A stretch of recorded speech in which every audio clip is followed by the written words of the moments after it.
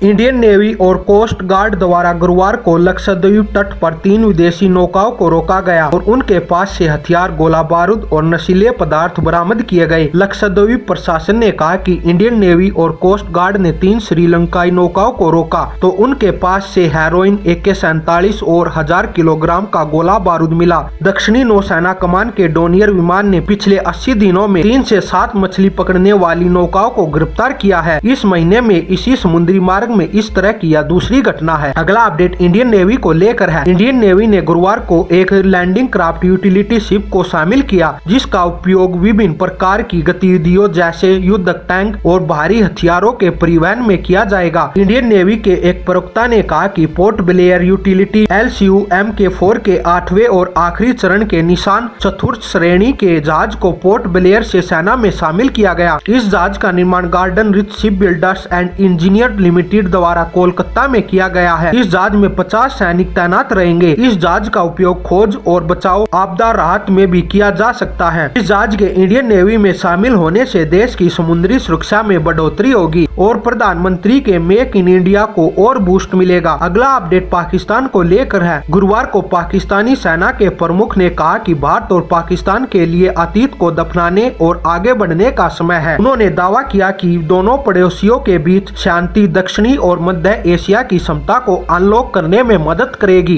पहली बार इस्लामाबाद सुरक्षा के एक सत्र को संबोधित करते हुए जनरल बाजवा ने यह बात कही। भारत ने पिछले महीने कहा था कि वह आतंक और हिंसा से मुक्त वातावरण में पाकिस्तान के साथ सामान्य पड़ोसी संबंध की इच्छा रखता है। भारत ने कहा कि आतंक और हिंसा से मुक्त वातावरण बनाने के लिए पाकिस्तान पर हमला किया जा रहा है। भारत ने पाकिस्तान को कहा कि वार्ता और आतंक एक साथ नहीं चल सकते। पाकिस्तान को भारत पर हमला करने वाले आतंकवादियों समूह पर कठोर कार्रवाई करनी होगी। अगला अपडेट FOB को लेकर है। मंगलवार को लोकसभा में पेश एक रिपोर्ट पर संसदीय समिति ने कहा कि FOB अपने उत्पाद की गुणवत्ता में सुधार करेगा और अपने बाजार का विस्तार करेगा। केंद्र सरकार ने पिछले साल 16 मई को घोषणा की थी कि FOB की दक्षता में सुधार करेगी। FOB एक रक्षा मंत्रालय इकाई है जो तीनों सेनाओं के लिए हथियार और गोला बारूद की आपूर्ति करती है। संसदीय समिति ने अपनी रिपोर्ट में कहा कि वह FOB के कारपोरेटाइजेशन के मुद्दे पर रक्षा मंत्रालय के दृष्टिकोण से सहमत है। मंत्रालय ने समिति को सूचित किया कि उसने स्थायी आधार पर इस प्रोजेक्ट पर नजर रखने के लिए एक नई संस्था बनाई है। मई 2019 में भारतीय सेना ने FOB द्वारा आपूर्ति किए जा रहे गोला बारूद की खराब गुणवत्ता के कारण होने वाली दुर्घटना के बढ़ते मामलों की जाँच के लिए रक्षा मंत्रालय से हस्तक्षेप की मांग की थी। दोस्तों, अगर आपको हमारी वीडियो पसंद आई हो तो प्लीज दोस्तों हमारी वीडियो को लाइक, शेयर, कमेंट्स करें, हमारे चैनल को सब्सक्राइब करें और साथ में बेल आइकन को भी दबाएं।